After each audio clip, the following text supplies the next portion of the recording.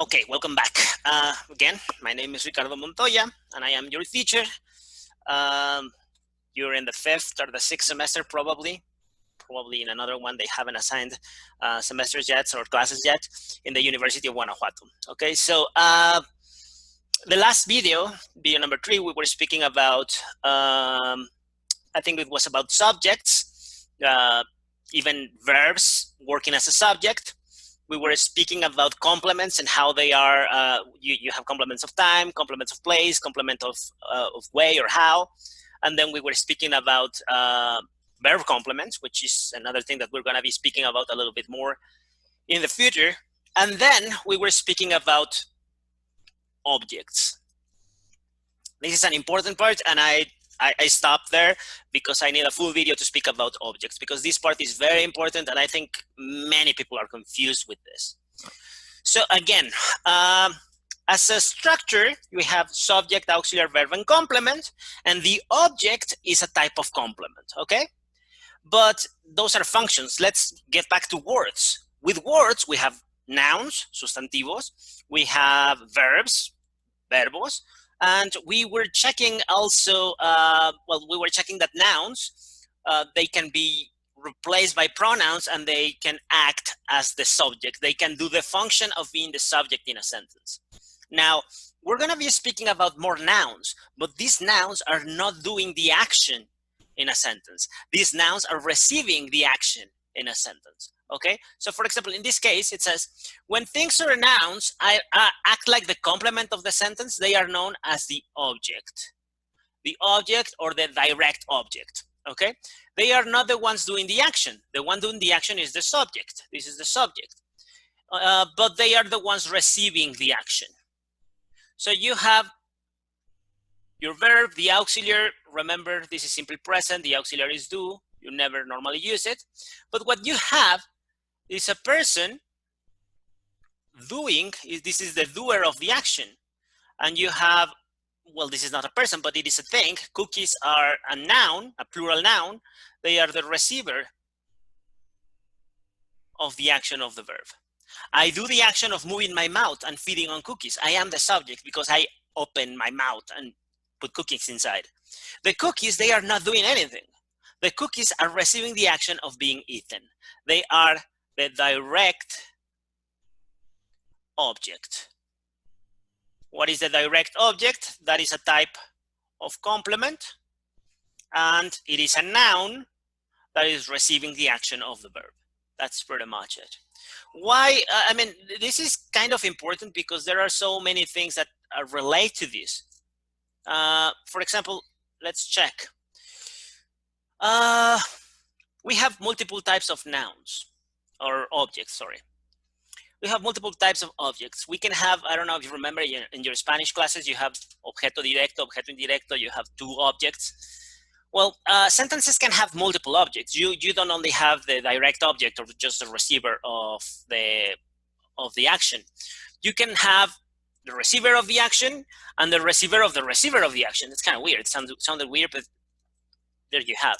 It says sentences can have multiple objects. The one receiving the action of the verb is known as a direct object.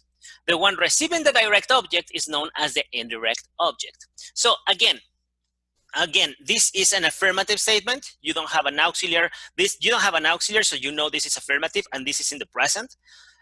You start with the subject, so you know, again, this is an affirmative statement. So you have subject, auxiliary, verb, and complement. We know this.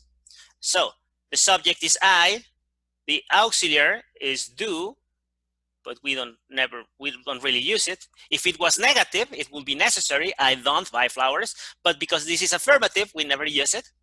The verb is buy, and the flowers, well, all of this is the complement. Flowers for my mom, okay? The thing is that the flowers, they are not the subject. They are a noun. I have 3 nouns here. I have I am a person, Ricardo, it will be the noun. I replace it with a pronoun, I. Flowers is another noun. And my mom, that's another noun. I have 3 nouns, right? But I don't have 3 subjects. The subject is at the beginning of the sentence, is the one doing the action. Yeah, I have the subject, the auxiliary, the verb, and the complement. In the complement, from this point on, this is the complement. In the complement, I have the flowers. The flowers are not doing anything. They are receiving the action of being bought. I take my wallet out. I put my money out of my wallet, right? And the flowers, they are just there. They are not doing anything. The flowers are not doing the action of buying. The flowers are receiving the action of being bought, okay? And then I have a preposition. In this case, we have a preposition. And then I have another receiver. But this is different because the flowers are receiving the action of the verb. And my mom is not receiving the action of the verb. I am not buying my mom. My mom is not receiving the action of being bought. But my mom is receiving the direct object. So the direct, sorry, let me just change colors because I think everything is the same right here. The direct object is the one that receives the action of the verb, direct object. The indirect object is the one that receives the direct object. So I buy flowers, the flowers are bought, and the flowers are for my mom. I buy flowers for my mom. This preposition is establishing the relationship between flowers and mom. The flowers for my mom. I can change it and I can say the flowers from my mom. Okay, so my mom sells flowers and I bought them from her.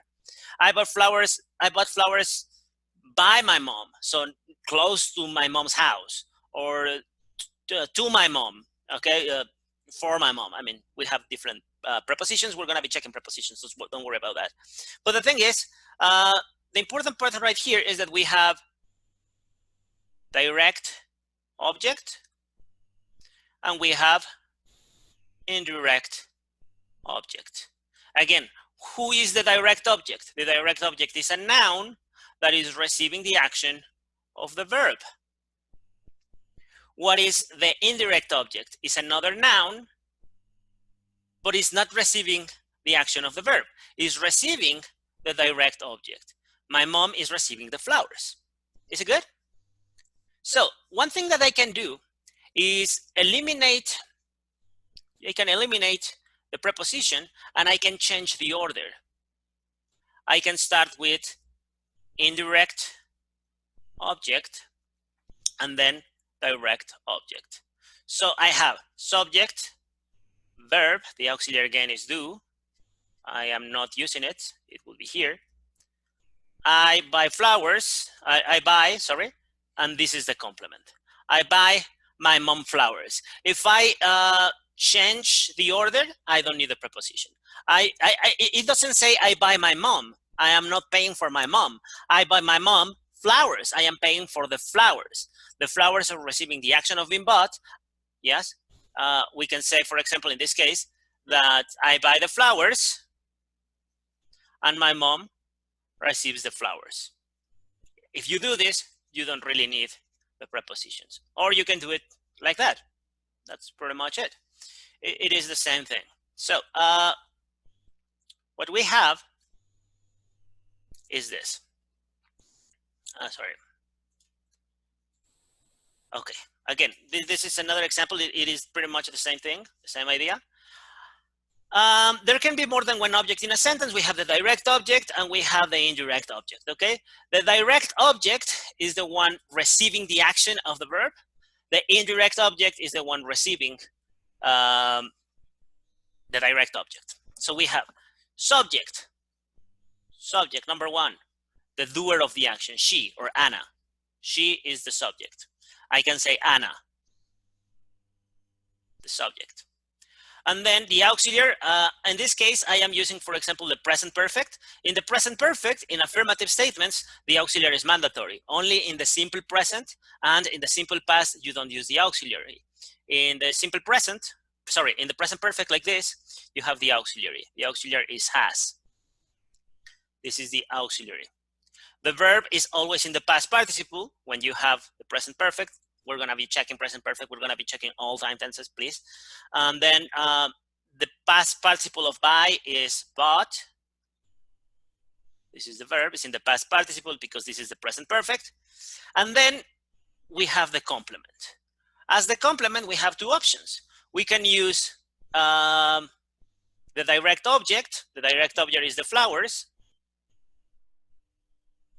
Or we can use the indirect object. The indirect object is my mom.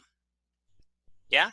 Anna has bought flowers, and then the preposition for, and then the indirect object, receiver of the flowers.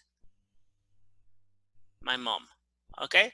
Again, the flowers receive the action of being bought, and my mom receives the flowers. A different thing that I can do is change the indirect subject, the indirect object first and the direct object at the end. Anna has bought my mom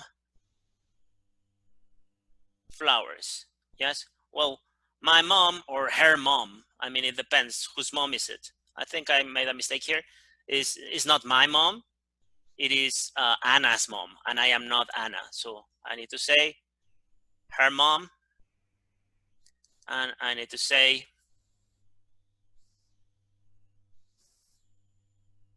her mom. Okay, I have a preposition. In this case, I don't need a preposition. What is the thing?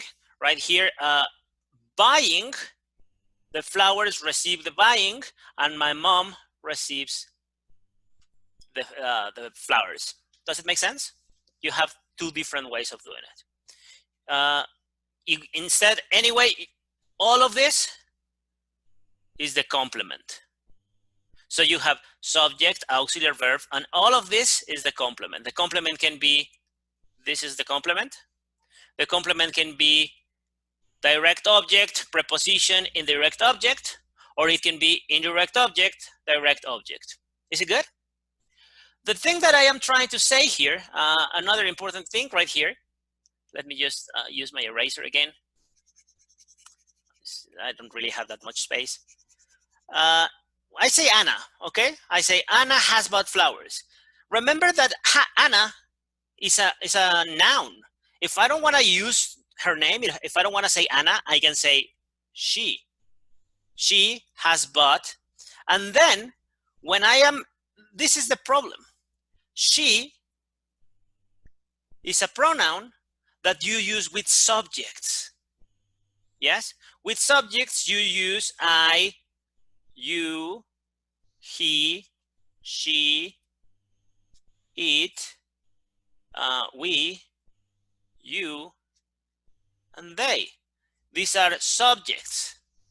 If you have an object, then you don't use that. You use me, you, him, her, it, us, you, and them.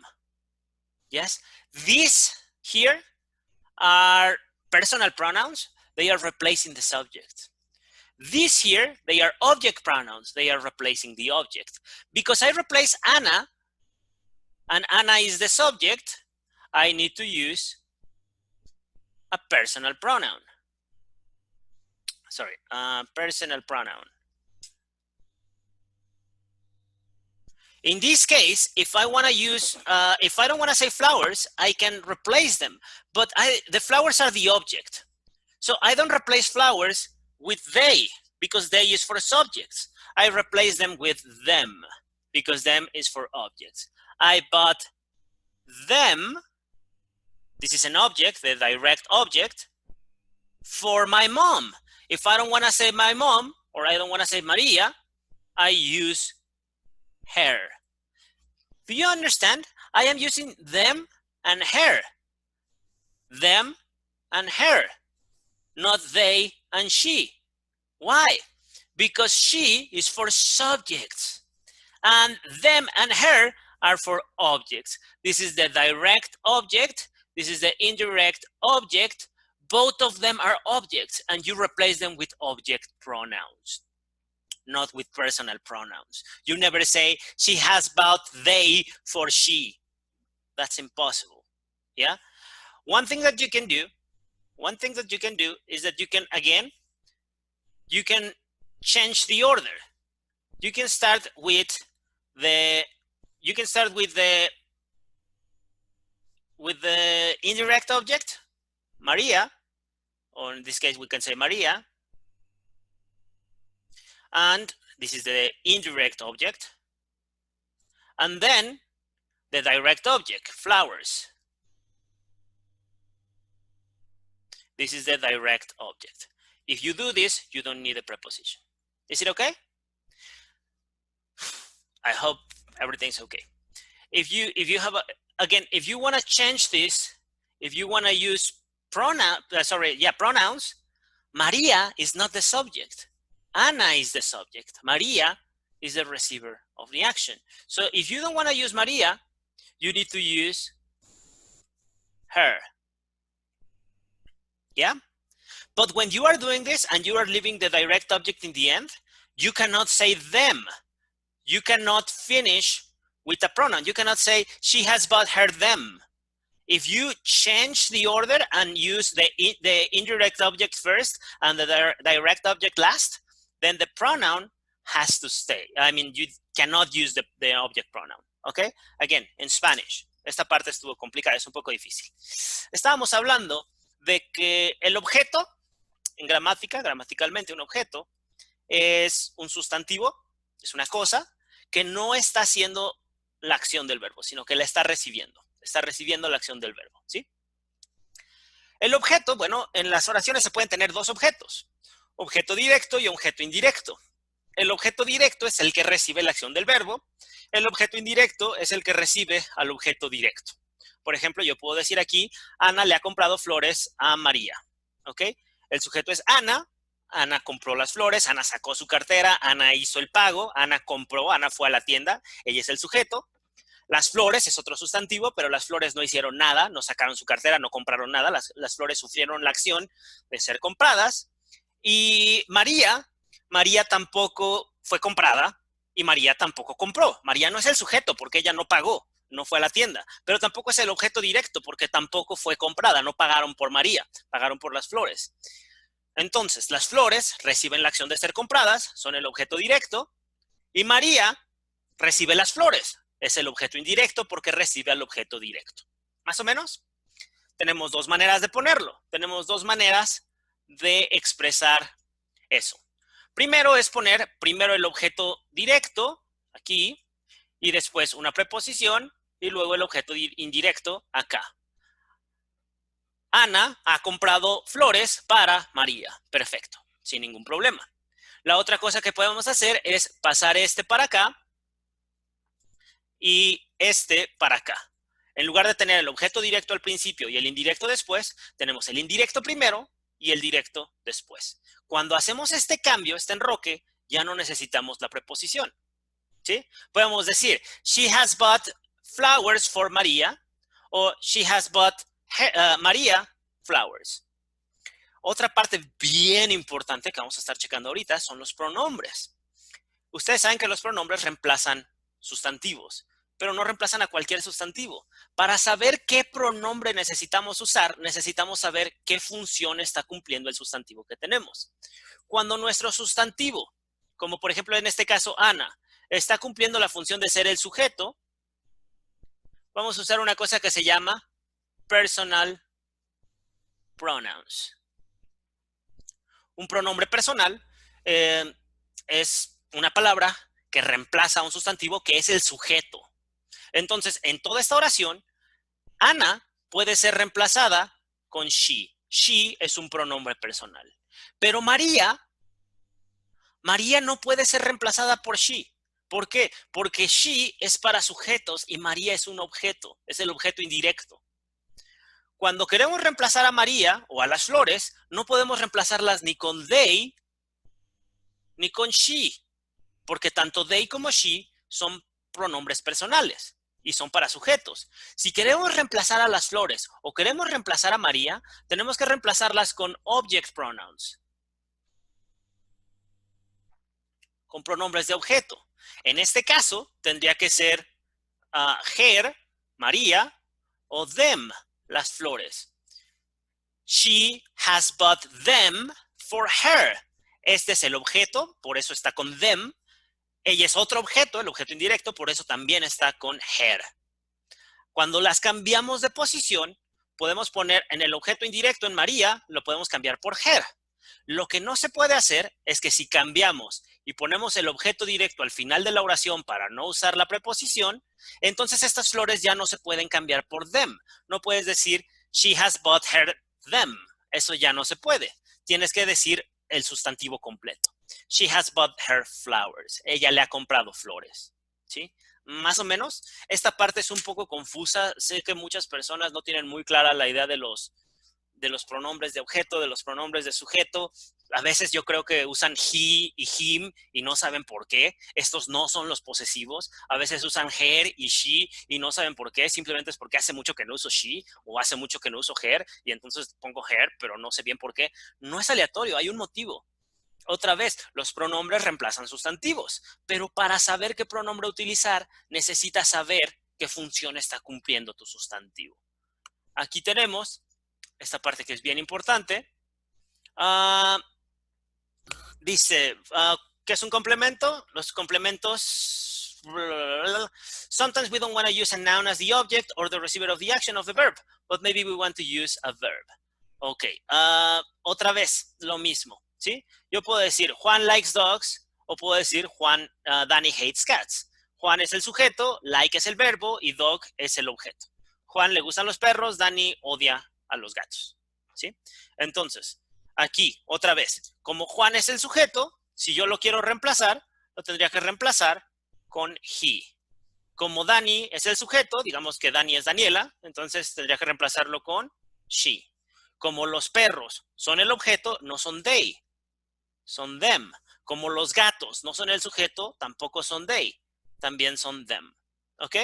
Podemos tener sustantivo y sustantivo. Los sustantivos se reemplazan por pronombres, pero vas a usar un pronombre personal para sujetos y un pronombre de objeto para objetos. Sujeto, el auxiliar sería thus, pero no se pone. Como no se pone, el verbo es likes, porque se lleva la S. Como no está el verbo, entonces el verbo se lleva la S. Perdón, como no está el auxiliar, el verbo se lleva la S. Y esto de aquí es el complemento, que en el caso de ser un sustantivo es un objeto. Es un objeto directo porque es quien recibe la acción de ser gustado. ¿Más o menos? Ahora, hay una cosa con esto también. El problema también es que tenemos verboides, verbos sustantivados. Again, your object, your direct object, or your indirect object is not necessarily a noun, is not necessarily a thing. You can say Juan, that is the subject. The auxiliary is does. You don't use it because you don't have this S. The verb takes the S. And then running, it looks like a verb, but actually it is a noun. Yeah? This noun can be replaced by an object pronoun, it. Juan likes it. Juan likes running. Running is not the verb. Running is the thing, is the name of the thing that Juan likes, or is the name of the thing that Danny hates. Danny hates this thing. Danny hates swimming. This is the object. The object can be a regular noun like cat or dog or whatever, or it can also be a verb in ing or a verb in infinitive. Remember that verbs in ing, in gerund, or verbs in infinitive, they can work like verb complements. So you have subject, you don't have the auxiliary, you have the verb, and this here is the verb complement. It is a complement. You don't have two verbs. Danny hates something. The name of that something is swimming or to swim. Juan likes something. The name of that something is running or to run. In these sentences, we have two verbs, like and hate, run and swim. But we cannot have two verbs in the structure. Remember, subject, auxiliary, verb, and complement. If you think about it, again, what we were explaining, this second verb in ing or in infinitive is actually, in reality, not a verb. It's a verb complement. It is the complement. And this complement is a verb with ing or to plus verb. The other verb, the verb, is conjugated. That's why it has an S. Hates. It's in the simple present. It's the third person. The verb is conjugated to the person. The third person in the simple present, it takes an S because you don't have the auxiliary. So that's pretty much it. Yep. Now we're gonna move on.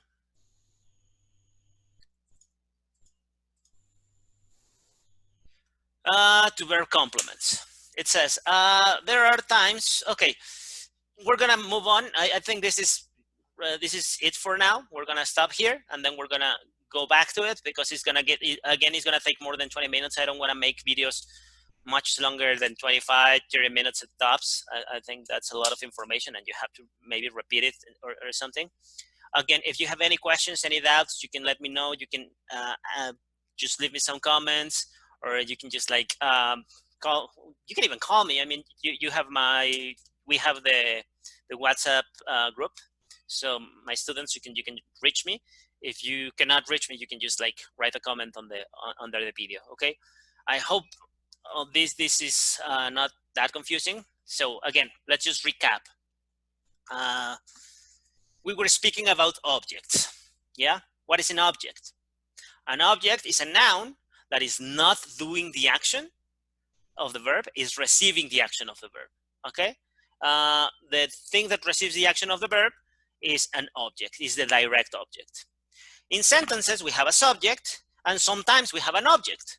And even sometimes we have two objects. We have direct object and indirect object. The direct object is the person or the thing receiving the action of the verb, and the indirect object is the person or the thing receiving the direct object. When you replace nouns, when you replace a noun, when you take away a noun, you need to replace it with a pronoun. But you need to know if you are replacing a subject or an object, because you need to replace it with a personal pronoun or with an object pronoun. If you have problems with that, don't worry. We have a chapter especially about pronouns. So we're gonna be speaking about pronouns. Just skip ahead. Everything is on the same page. Everything is on the same channel. Just look for the one that says pronouns. The one with pronouns, we're gonna be checking it again. That's super important. Okay. So for now, that's it. I think it's better to stop here. If you want to continue checking things, you can continue with the channel. You can continue looking for videos, but I just don't want to make them super long unnecessarily. Okay, so thank you very much. I'll see you around. I hope to see you in person soon. Okay.